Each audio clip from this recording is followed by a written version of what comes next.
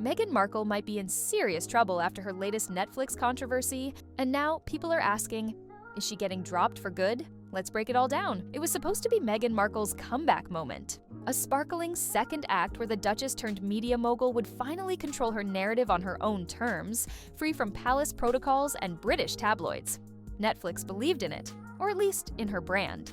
They signed the Sussexes to a blockbuster deal reportedly worth $100 million, banking on their star power to produce content that would resonate globally. And for Meghan, with Love, Meghan wasn't just a show. It was a lifestyle rebrand, a glossy foray into the world of wellness, food, and heartfelt domesticity. Think Pinterest aesthetics meets royal residue. But what was billed as a cozy, authentic, behind-the-scenes look into Meghan's post-palace life has now become something else entirely. A lightning rod for criticism, an embarrassment for Netflix, and a potential death knell for her Hollywood ambitions. Because while the cameras captured her stirring jam and sipping tea, what they really exposed was something far more damaging: a growing credibility crisis. From the very beginning, with Love, Meghan was surrounded by sky-high expectations. The concept? A home and lifestyle docuseries that would reflect Meghan's personal values: intentional living, female empowerment, and curated simplicity. But behind the scenes, it was chaos. Industry insiders allege that production was plagued by constant delays, numerous reshoots, and Meghan's relentless need for control. One anonymous crew member reportedly told The Times that Meghan approved fonts, lighting, even the angle of heirloom tomatoes in the kitchen scenes.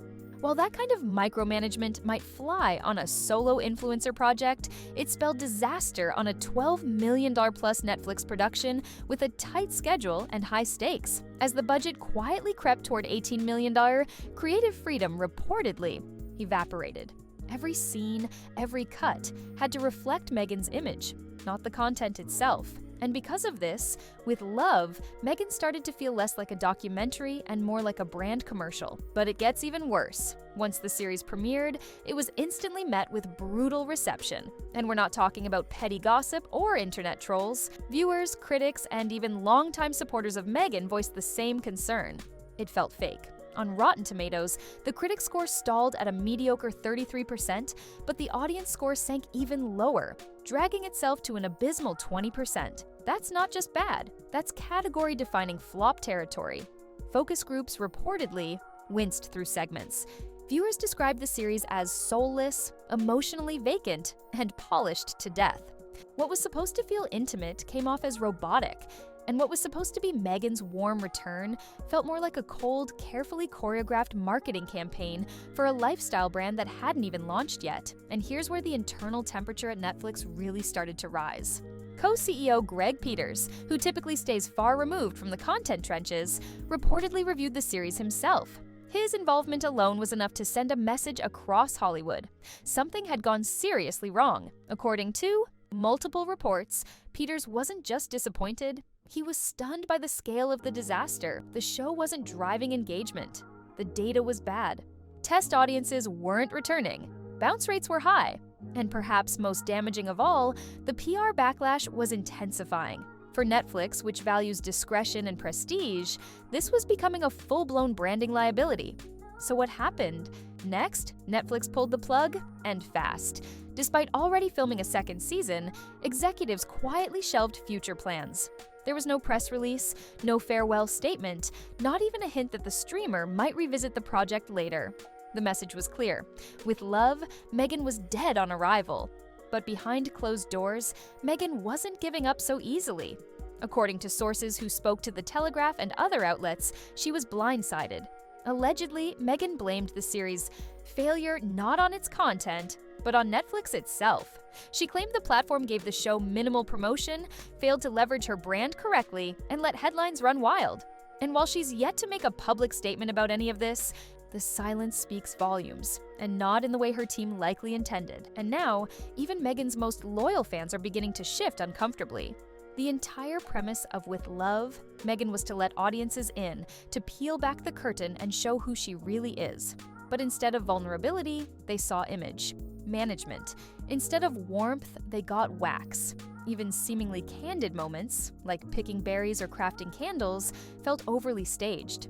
In one segment, the farmhouse Meghan claims to live in turned out to not even be her actual home. Even the bees, according to reports, weren't hers. What should have been an intimate portrait of domestic life came across as a high production. Pinterest ad complete with soft lighting, color-coded kitchen shelves, and a camera-ready cast of celebrity friends who, according to some viewers, lacked chemistry and authenticity. Because of all this, the failure of With Love, Meghan, has cast a longer shadow than most failed series ever do. And that's because it wasn't just a show. It was a keystone piece of the Sussex brand. Meghan's broader plan, allegedly, was to build a Martha Stewart-style empire with her new label American Riviera Orchard. The brand launched with a cryptic Instagram drop and some jam jars sent to celebrity friends. But there's a problem. Legal filings revealed Meghan hadn't even secured the proper trademarks before announcing it. Experts called it a major misstep. And the connection to With Love, Meghan didn't help. When your big lifestyle debut flops this hard, it drags everything connected to it down with it. And now, American Riviera Orchard is stuck in limbo. There's no official product line, no public rollout, no announced launch date, just a name, a vibe, and a whole lot of uncertainty. What's even more telling is how Hollywood has responded. According to insiders at The Hollywood Reporter, studio executives are now skittish about greenlighting new projects from Meghan. Her name, once synonymous with buzz, is starting to become a cautionary tale. The combination of high control, low returns, and massive public backlash has damaged her reputation as a dependable creator. And in an industry where perception is everything, that can be the kiss of death, especially when your previous partnership, like her $25 million Spotify deal, also ended quietly and abruptly, with reports that Spotify regretted the contract. Combined with the Netflix drama, it's created a narrative that's hard to shake. Meghan Markle is difficult to work with, obsessed with image control, and ultimately not delivering the numbers that justify the investment. And that's the core of what makes this moment so damaging for Meghan. In the entertainment industry, failure isn't always fatal. But when it's public, expensive, and perceived as self-inflicted, it sticks. With Love, Meghan didn't just fail in the ratings. It failed in tone. It promised rawness, but delivered restraint. It invited intimacy, but gave distance. And in the post-royal phase of Meghan's life, where her brand relies entirely on connecting with audiences without the structure of the monarchy or the sympathy of a media war, that's a catastrophic miscalculation. Because if viewers don't believe the story you're telling, they stop tuning in. And when Hollywood senses a fading connection with the public, doors start quietly closing. Nowhere is that shift more obvious than in Netflix's own silence. Co-CEO Greg Peters has never issued a statement about the show. He hasn't had to. In Hollywood, silence can be more deafening than denial. Industry insiders say Peters reviewed internal analytics personally and wasn't just disappointed. He was done. And when a CEO of that stature gets directly involved in a show's demise, it sends a clear signal to investors and competitors alike. The company's betting portfolio is changing, and Meghan Markle, once a centerpiece of their content strategy, is no longer on the board. And here's something else that's hard to ignore: the audience fatigue. People aren't just turning off Meghan's content. They're expressing visible discomfort with her current public persona. Critics describe her tone as emotionally robotic, her narratives as overly polished, and her shows as soulless. Even neutral viewers are starting to voice confusion. Who is Meghan Markle supposed to be now? Is she a royal rebel, a wellness guru, a Hollywood mogul?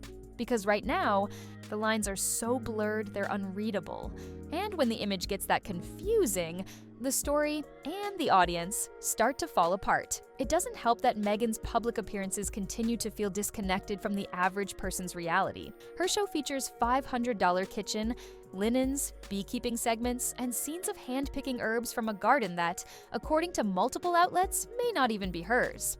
These moments don't just fail to connect, they alienate. And worse, they make her earlier claims of craving a more grounded, relatable life ring hollow. The same woman who once described herself as a voice for the voiceless is now narrating soft focus montages of lemon-scented candle making with celebrity guests. There's nothing wrong with pivoting, but when the transition feels this artificial, audiences notice. And once that trust is broken, it's nearly impossible to repair. Now, to be absolutely clear, none of this is to say that Meghan Markle is finished. Hollywood loves a comeback, especially one wrapped in redemption. but it has to be real. Authenticity is the new currency. And for Meghan to regain the narrative, the performance has to stop. The irony is, for someone who walked away from royalty to tell her truth, she now finds herself stuck in a scripted version of her own life, one that fewer and fewer people seem willing to watch. But there's one more layer to this that shouldn't be ignored: the business side. Netflix and Spotify are not just media companies, they're data-driven tech platforms. Every view, click, skip, and bounce rate is tracked, and while fans might speculate, insiders have access to hard numbers. When they decide to cut ties, it's not out of spite, it's because the metrics show the content isn't landing. So for all the public speculation about personal bias or cultural missteps, what likely sealed with love, Meghan's fate wasn't one bad review, it was 1,000. Small signals from the audience saying, "We're not buying this anymore," and that's where things stand. Meghan Markle entered the entertainment world with powerful momentum, a global profile, sympathetic headlines, and a built-in fan base. But now, after multiple projects faltering and a lifestyle brand stuck, in neutral, that momentum has stalled. She hasn't lost her platform, but she has lost some of the benefit of the doubt. And in an industry that moves this fast, you don't get many second chances, unless the next thing you release is undeniable. So the question now isn't whether Meghan Markle is talented, it's not even whether she has something to say. The real question is whether she can let go of the curated control long enough to reconnect with audiences who are craving something more real. Because if not, with love, Meghan won't just be a failed Netflix series. It'll be the cautionary tale that follows her into every future pitch meeting, every brand deal, and every executive decision made behind closed doors. And in an industry built on perception, that kind of shadow is hard to outrun. But what do you think? Was With Love Meghan simply misunderstood, or did it truly miss the mark? Are audiences being too harsh, or is this the natural consequence of a media strategy that prioritizes image over substance? Let us know your thoughts in the comments below. We read every one of them. And if you found this breakdown insightful, don't forget to like this video, subscribe to the channel, and tap that notification bell so you never miss the next. Deep dive into celebrity headlines, media drama, and all the stories Hollywood doesn't want you to hear. Thanks for watching, and we'll see you in the next one.